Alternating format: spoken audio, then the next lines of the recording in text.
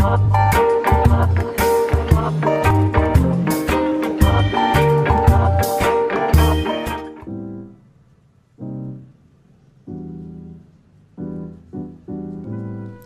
munur á hlutfalli kynjanna eftir svæðum á Íslandi. Á höfuðborgarsvæðinu og á Akureyri eru kynjahlutfallið því sem næst jafnt. Á Hvítársvæðinu í það bil 45 mínútna akstursfjarlægð frá Reykjavík eru 92 konur á móti hverjum 100 körlum. Konurnar eru 95 á móti 100 körlum í öðrum byggðarkjörnum með fleiri en 500 íbúa en 90 á móti 100 í minni byggðarkjörnum. Í strjálbýli eru 83 konur á hverja 100 karla. Við erum að sjá rosalega bara mjög mikla fylgni við fjölda kvenna og hverju kalla við stærð svæðanna. Já. Við erum að sjá þarna að það í rauninni bara eykst dreifingin eftir því sem að byggðirnar verða dreifðari. Þá eru færri konur á hverja 100 karla sem náttúrulega ótrúlega áhugaverð tölfræði. Kemur samt ekki óvart. Nei, og þetta áhugavert líka vegna þess að þegar það eru miklu fleiri kallar en konur í dreifðum byggðum þá eru yfirleitt tvenns konar ástæður. Annars vegar það vegna þess að það hefur verið fólksfækkun í langan tíma og konurnar flytja aðeins fyrr og aðeins líklega til að flytja, þannig að smá saman skekkist kynjahlutfallið. Hins vegar svona þetta sem hefur verið talað sem svona gorkúla áhrif. Þegar það eru framkvæmdir í gangi, það eitthvað mikið að gerast, þá oft mikið af ungum köllum sem að flytja inn. Og það sá þetta fyrir austan þegar framkvæmdirnar voru, sjáum þetta á Húsavík núna og þessari mynd sjáum þetta í sjálfu sér á Suðurnesjunum. Þetta lága hlutfall kvenna á Suðurnesjunum ekki vegna þess að margar konur hafi flutt þaðan. Þvert á móti, það eru mjög margar bæði kallar og konur að flytja þangað. En ungir og ógiftir kallar aðeins líklegri. Þannig að maður aðeins að passa sig að þessi skekkja, hún getur komið til hérna af tvenns konar ástæðum. Já, algjörlega. En við erum samt að sjá þarna að konum þeim ekki að fjölga jafn mikið á strjálbýli og minni svæðum og þéttbýlissvæðum. Þetta auðvitað gríðarlegt byggðavandamál og ég held að jafnrétti kynjanna komið þarna mjög sterkt inn. Jafnrétti kynjanna að mínum að eitt stærsta byggðaþróunarmálið sem við getum verið að fjalla Það sérstaklega eins og þessi minni svæði eru oft sjávarpláss. Já, við viljum líka sjá það að konur í svona minni plássum, það svona önnur mekaník í gangi heldur en hjá körlum. Því minni sem samfélögin verða því meiri byrðar leggjast á hendur kvenna til að svona halda uppi þessum samfélögum, til þess að drífa áfram ákveðna krafta sem eru kannski auðsóttar í stærri byggðum. Þannig að það að vera kona í minni byggðum í dag ábyggilega erfiðara verkefni heldur en að vera karl í þessum byggðum. Já, það náttúrulega, ég kannski ágætt sýni dæmi það og þetta þetta að einhverju leyti svoleiðis en ég vil samt ekki meina að þetta sé einhver kannski endilega byrði. Þetta er líka menningarlegt, þetta er líka svona samfélagslegt, þetta kannski svolítið gamaldags menning í rauninni. En þessi samfélagslegu hlutverk, þessi innviðir sem kannski ekki til staðar, þeir einhvers staðar verða að lenda. Og þá verður þetta kannski ósjálfrátt svoleiðis að þetta endar í kvenfélögum og svona kynjaskiptari hlutverkum. Er þetta ekki líka bara að þarna verið að tala inn á konurnar, konur þurfa bara að vera svo duglegar að halda upp í samfélaginu sínu og svona talið þeirra svona ábyrgðarkenndar að það enginn á staðnum til þess að gera þetta, þannig að þú verður að gera þetta, konurnar þurfa að gera þetta. Eins og með kvenfélögin, það bara gott dæmi, oft eru kvenfélögin sem halda upp í þvílíku félagsstarfi og það svona að finna til þess að af því að það búa á sem litlu stöðum, þá bara bera þær ákveðna ábyrgð að halda þess uppi, því að það hefur bara alltaf verið þannig. Já, og það held ég samt mismunandi eftir því svolítið hversu rótgróð þú ert í menningunni. Já. Að ég í kvenfélagi sem nú örugglega skemmtilegasta kvenfélag landsins, svona kalt mat en þetta þetta kannski pínu galið að maður hugsa það, því að á sama tíma og mér finnst þetta ofsalega gefandi og þetta samfélagslega vinna og þetta góðgerðarstarf, að þá áttaði mér þetta á því hvað þetta í rauninni pínu galið, eins og segir, að þetta sé að halda uppi þarna ákveðnum þjónustuþáttum sem ekki annars til staðar. Þannig kannski þetta líka það vantar samkeppni, það vantar kannski fyrirtæki sem eru að bjóða upp á þjónustuna og þessa innviði. Maður getur sagt, kannski þetta bæði spurning ytri þætti og innri þætti. Oft talað konur flytji vegna þess að sækja eitthvað annað í þéttbýlið, og það svo rétt. En sem má líka spyrja hvað það í samfélögunum sjálfum. Ég meina, að hvaða leyti það þannig að hefðbundin kallastörf í minni byggðarlögum eru betur launuð, njóta meiri virðingar, hefðbundin kvennastörf eru erfið, illa launuð og svo framvegis, sko. Að hversu miklu leyti það að, sko, viðhorf til jafnréttismála, að það þannig að á minni stöðum sé bara ekki alveg gaman að vera stelpa eins og strákur? Er það byggðarvandamál líka, sko? Þetta er auðvitað svo, sko, þetta er náttúrulega svo gríðarlega margir þættir sem koma saman, sko. Þannig að það er náttúrulega, sko, það þarf að horfa á svo marga þætti og það eru svona þessi nálægð kannski líka í samfélaginu sem þetta hendar ekki öllum, hvort sem það eru kallar eða konur, en svo líka bara hlutir til dæmis eins og bara tökum bara svo slúður sem að virkar svolítið kannski eins og valdatæki á konur og þetta bara valdatæki í samfélaginu það sem ert pínu svona fyrir félagslega stjórnað í rauninni af því að sko við tallir allt alla og það er jákvætt og neikvætt það hefur að sjálfsögðu sína jákvætt hliðar líka og skapar nálægð sem að fólk sækist í en það er líka stjórnun falin í þessu. Heldur að hafi meiri áhrif á konur þá heldur en karla þetta einmitt stjórntæki? Já, kannski, ég meina ef maður hugsa eitthvað til dæmis eins og bara drusluskömm sem að við erum að horfa á mikið og er mikið umræðinu núna bara við sjáum bara umbyltingu eins og MeToo-byltingu og fleira að þetta er eitthvað sem maður þarf að ávarpa líka sko, hvað í hverju felst sko drusluskömmin og er hún að leggjast meira á konur en karla? Algjörlega, ég held að hún sé bara algjörlega að leggjast meira á konur heldur en karla og maður sér það bara úr svona flestum minni stöðum sem maður sækir heim að það er einmitt þetta viðhorf ríkjandi. En gæti það mögulega einmitt fara að breytast núna eins og með þessari MeToo-byltingu? Gæti þetta fara að snúast við? Gæti allt í einu fara að vera bara mjög gaman að vera stelpa í litlu plássi? Ekkert síður heldur en að vera strákur? Það er náttúrulega mjög gaman. Okkur finnst það, augljóslega. En já. Það kemur á daginn að með Akureyri að fjöldi kvenna á hvern kall er nákvæmlega sama á höfuðborgarsvæðinu. Jafnvel meira? Já, allavega innan skekkjumarka.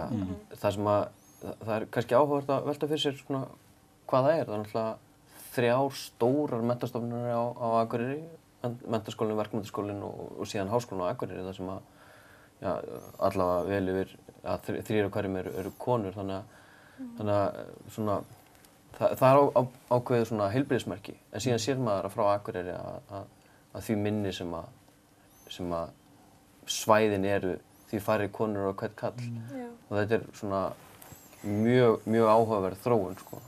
Er það ekki bara það að Akureyri í rauninni, ég kallaði alltaf Akureyri borg þegar ég var alast upp og við fórum alltaf í svona borgarferð á Akureyri því að þetta var Akureyri hefur svona þessi svipuðu einkenni og Reykjavík þó það sé ekki alveg jafn stórt. Þá er líka hægt að velta fyrir sér, eru konurnar þá að sækja í einhverja hluti hér sem að finnast ekki í litlum sjávarþorpum eða minni svæðum, afþreying, þjónusta, menning, eitthvað slíkt sko, sem að gæti haft áhrif sko. Má líka velta við bara atvinnunni að það er þetta þannig að þessi svona hefðbundnu atvinnugreinar, landbúnaður og sjávarútvegur, það eru tækniframfæri og það er minna þörf fyrir starfsfólk. Ný störf verða til og kannski meira þéttbýli, þá er það fjölbreyttari störf og störf sem höfða bæði til karla og kvenna. Kannski verið ákveðin tilhneiging til þess að nýsköpun í atvinnu í minni byggðarlögum hefur kannski verið pínu karllæg sko. Meira verið kallastörf sem verið lögð áherslu á. Já, það hefur auðvitað verið gagnrýnt svolítið líka í sambandi við svona styrki til í rauninni bara frumkvöðlastarfsemi og nýsköpunar að það sé karllægra. En það eru auðvitað komnir sterkir þættir eins og atvinnu, málasjóðu kvenna og fleiri þættir sem eru að vinna í rauninni á móti þessu sko. En það er náttúrulega líka, maður horfir líka bara á sko, ef við strjálbýrið það sem við talum sko sveitabæi, að þar eru auðvitað þessi svona tendens að það sem eru miklu meira það að konur séu sko afluttar heldur en karlarnir. Það er þá sonurinn sem erfir sveitabæinn frá fólki sínum oftar en ekki. Já, þannig að og það er auðvitað eitthvað sem er svolítið og örugglega ekkert einsdæmi fyrir Ísland. Ég held að þetta sé líka í Noregi og víðar í Skandinavíu. Já, og það er einmitt í Noregi. Norðmenn hafa farið í ýmis verkefni til þess að styrkja konur á landsbyggðinni og styrkja frumkvöðlastarfsemi kvenna og Ísland er svona aðeins farið að taka þátt í þessu líka. Það er núna allum Evrópuverkefni í gangi til þess að styrkja frumkvöðlakonur á landsbyggðinni sem ég held að sé mjög þarft því að einmitt ef að konan kannski fylgir manninu sem hann fær vinnu út á landi, en það ekkert fyrir hann að gera. Ég held að við einmitt að það væri tilvæglega að þá efla sko þetta nýsköpun og frumkvöðlastarf hjá konum, að þær færi þá í eigin rekstur. Það hérna. Svo líka höfum við kannski í atvinnusögunni síðustu ára og áratuga verið að sjá að það eru tvær meginstoðir í íslensku atvinnulífi. Það er annars að bræða ál eða sækja fisk á sjó. Spurningin er hvort að við séum að sjá okkur breytingu núna með viðkomið þessar þriðju stoða sem ferðaþjónustan, sem að kannski atvinnugrein sem að höfðar mun meira til kvenna heldur en að bræða ál eða sækja fisk. Þannig spurningin er ef að dreifing ferðamanna verður vöxtur ferðaþjónustan verður áfram eins mikil og hún hefur verið, eða þá bara heldur áfram að standa stað, og svo kannski fyrir við að dreifa ferðamönnum kannski betur landið, að þá komið þessi þriðja stoð sem að muni þá vera mun betur í stakk búin til þess að þjónusta þá bæði kynin, sko. Hvað atvinnulega séð? Já, ég held samt líka sko að þarna verður að horfa á þætti eins og sko vinnutíma og vakta sko. Nú ferðaþjónustan auðvitað mismunandi, hún er mjög sko breið atvinnugrein. Og það auðvitað eins og hefur verið að sýna sig að konur sækja síður í vinnu í álverum meðal annars út af sko lengd vinnutíma. Konur eru síður að fara lengra frá heimilum og vera í lengri vöktum og svo eins af því að ábyrgðin meira á heimili og börnum, hvílir meira á konum enn þann dag í dag. Þannig að það auðvitað þáttur sem að verður að horfa í að því að ef við ætlum að nota sko ferðaþjónustuna sem þessa þriðju stoða að þá verður þetta aðlaga sér svolítið að þessum forsendum. Eða þá að samfélagið breytist. Já. En það má líka segja að það hefur þetta verið þannig eins og í sauðfjárbúskap, að sauðfjárbú stendur kannski ekki undir tveimur fullorðnum. Nei. Þannig að það þarf annar aðilinn jafnvel báðir að sækja vinnu út fyrir. Og þetta hefur kannski verið erfitt þar sem að kannski byggðakjarnarnir eru líka veikir. Og það er kannski ekki mikla vinna að sækja út fyrir. Og ferðaþjónustan vegna þess að hún dreifir svona landið. Hún skapar líka meiri fjölbreytni í sko landbúnaðarsamfélögum, ekki bara í þorpunum. Algjörlega. Þetta er náttúrulega mjög áhugavert af því að eins og við vorum að ræða með ferðaþjónustuna, samgöngur landið gætu breytt þessu mjög mikið og það hefur gerst. Við skulum kannski kíkja á hérna hvernig þetta gerist í Fjallabyggð.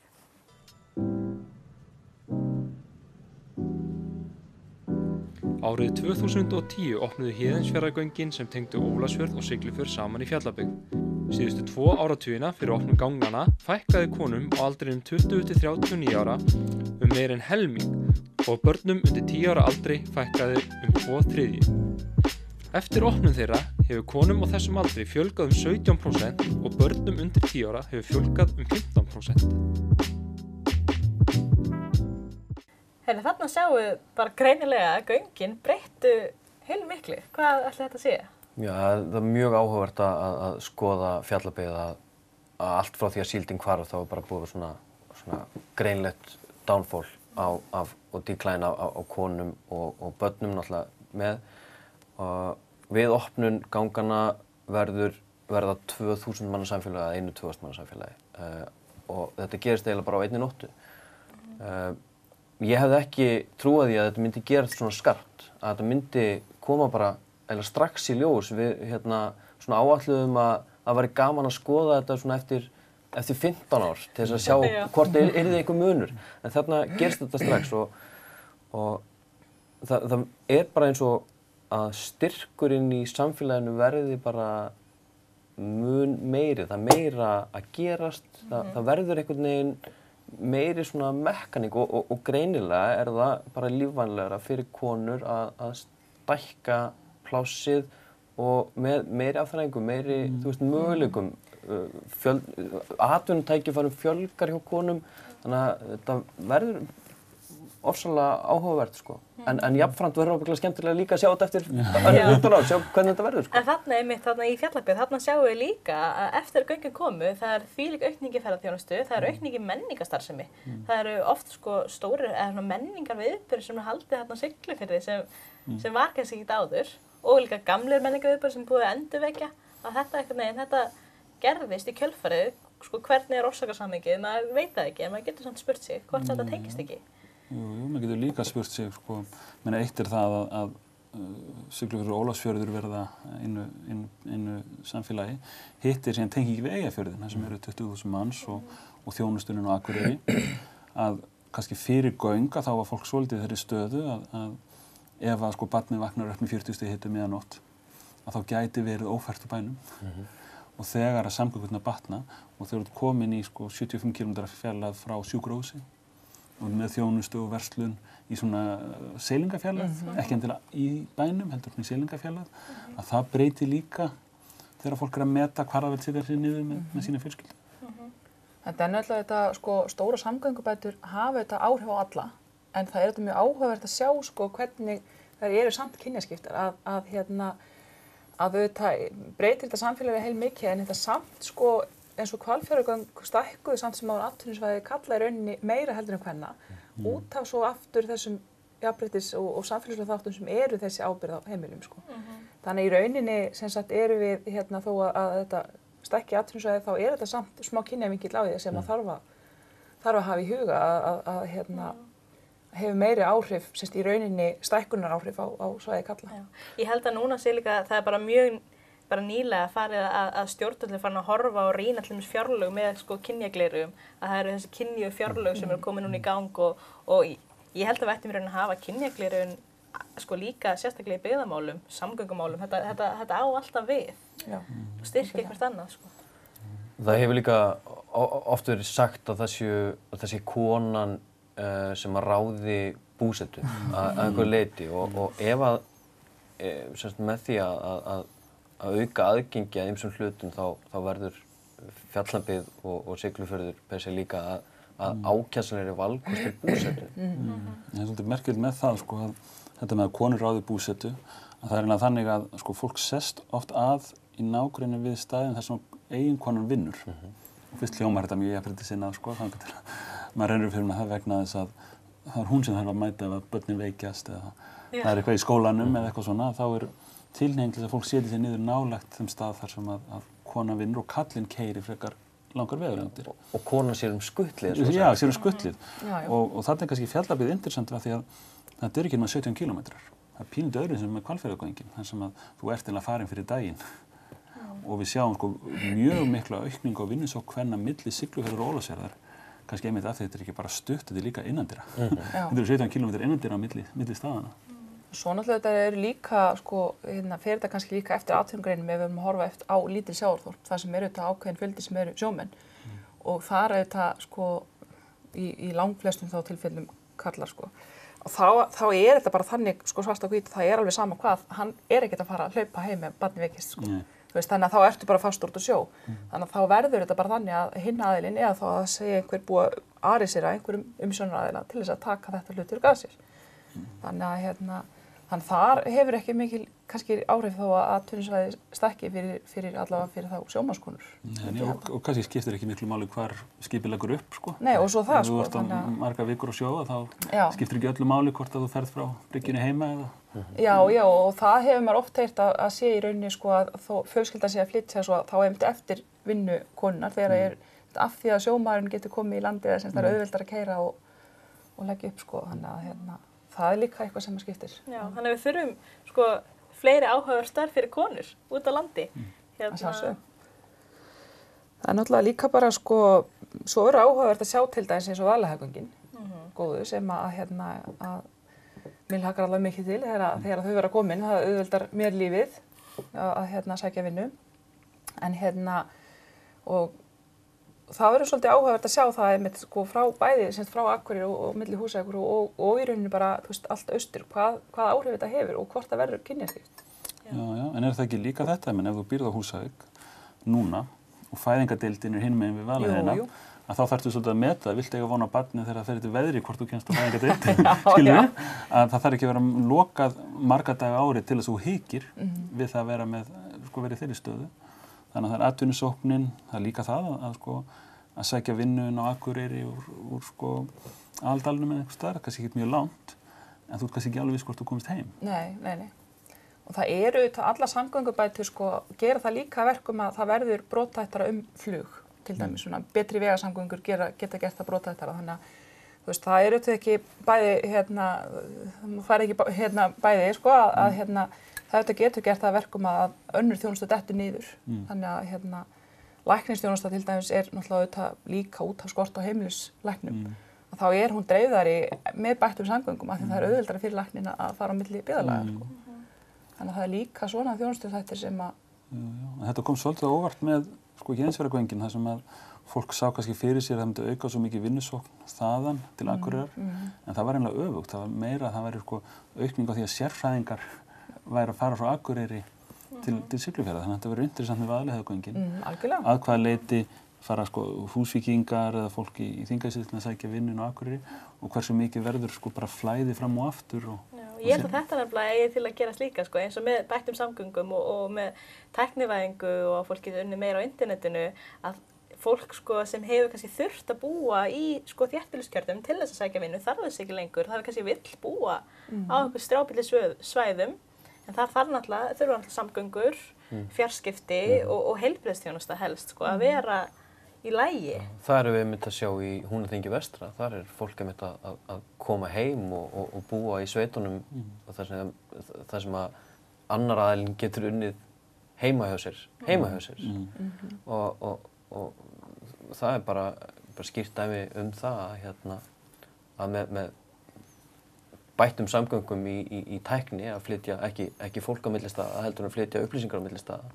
Þá getur fólk valið sér búsetu og þá ræður konan einmitt þeirri búsetu og getur hún unnið heima hjá sér við sín sérfræðistörf. Það er bara það sem við erum að sjá. Já. Þyrftu kannski einhvers konar átak frá stjórnvöldum eða eitthvað í þessu sko, að hvetja konur til þess að stofna eigin fyrirtæki. Þetta er náttúrulega bara auðvitað svo rosalega margþætt. Það er náttúrulega bara meðan að samfélagsþættir sem að stjórna pínu jafnréttismálum og öðru eru ennþá, sko, meðan er ennþá halli. Þá er þetta er rosalega þungur bolti að rúlla að segja bara, við þurfum að átak í nýsköpunarstyrkjum og öðru, sko. Og það eru, sko, svo á hliðarlínunni svo rosalega margir áhrifaþættir, sko. Þannig að, en auðvitað er þetta vissulega með bættum fjarskiptum alveg gríðarlega mikið, sko, mál og bara frábært að vera komið ljóslegar í flestar, er allavega að gerast að koma í sveiti landsins og þannig að bæði bara að sækja nám og starf og allt verður bara mun einfaldara og gera það verkum og til dæmis eins og þjónusta sem Háskólinn á Akureyri býður upp á skiptir miklu máli í þessu tilliti að fjarskiptin sem að bjóða upp á nám í gegnum. Já. En svo er þetta alltaf sko dálítið tvíkasverð, þarna er auðveldara fyrir fólk að sækja nám og tölur sína að konur eru líklegri til að fara í háskólanám. Já. Þegar þessu konur eru búinir í háskólanámi, þá verður hafa eitthvað að gera. Já. Þá þurfa það kannski stundum að flytja einmitt í stærri byggðakjarna til þess að hafa eitthvað að gera ef þessi störf er ekki boði á minni stöðunum. Og það er einmitt kannski sá hluti sem við sáum í fyrirmyndinni að það sé raunveruleikinn, sko. Já, það gæti alveg verið. En þá getum við líka sagt sem svo, ríkið þarf kannski að hugsa byggðamálin og jafnréttismálin meira saman. Að er sko peningar sem settir í atvinnusköpun, kemur það sko eins út fyrir karla og konur, en líka niðurskurður í heilbrigðisþjónustu. Ef þú lokar sko heilbrigðisþjónustu, er það að hafa sömu áhrif á karla og konur. Þannig að við getum hort á ríkið og sagt, já, ríkið þarf að koma að gera hluti, en svo kannski þurfa líka samfélagin að horfa í eigin barm og segja, já, en til viðbótar því er kannski skemmtilega að vera strákur heldur en stelpa hérna. Hvað er sem við getum gert til þess að gera samfélagi þannig að sko konur myndi virkilega vilja vera hérna ef þær bara hefðu sko tækifæri sem þurfa til þess. Já. Alltaf fylgistaðum að tala eins og heilbrigðisþjónustu það náttúrulega að þegar ábyrgð kvennanna er meira á börnunum heldur en karlana, að þá þetta fylgir þessi heilbrigðisþjónusta að ég meina þú vilt vera snöggum með barnið þetta á sjúkrahúsi ef eitthvað kemur upp á og svo framvegis, sko. Og líka störfin í heilbrigðisþjónustunni, þetta eru aðalega kvennastörf. Já. Ef þú sker niður heilbrigðisþjónustunni og þá fara konurnar sem voru að vinna við þetta, þegar hafa ekki lengur starf. Já. Umönnunarstörf allavega eru að miklu leyti þetta kvenna, sko. Já, algjörlega. Eru það.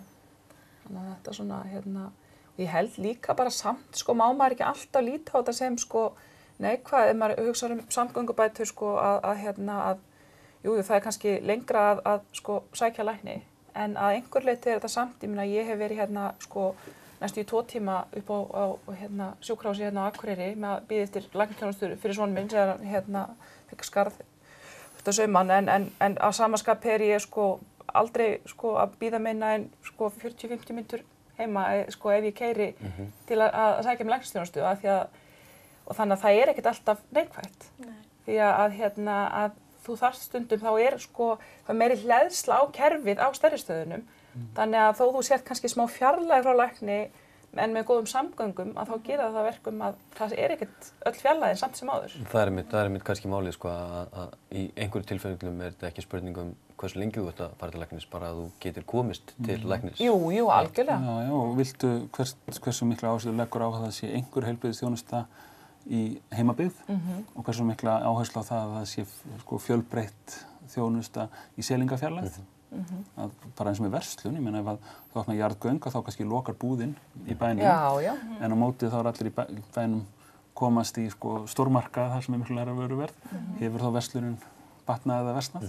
Þetta pínu tvíegja sko, það það algjörlega. Það það. Það eiginlega mjög, sko ég held að með þessi umræða, hún gæti haldið áfram endalaust. Það eins og með þetta tvíegja sverð, það alltaf kostur og gallar.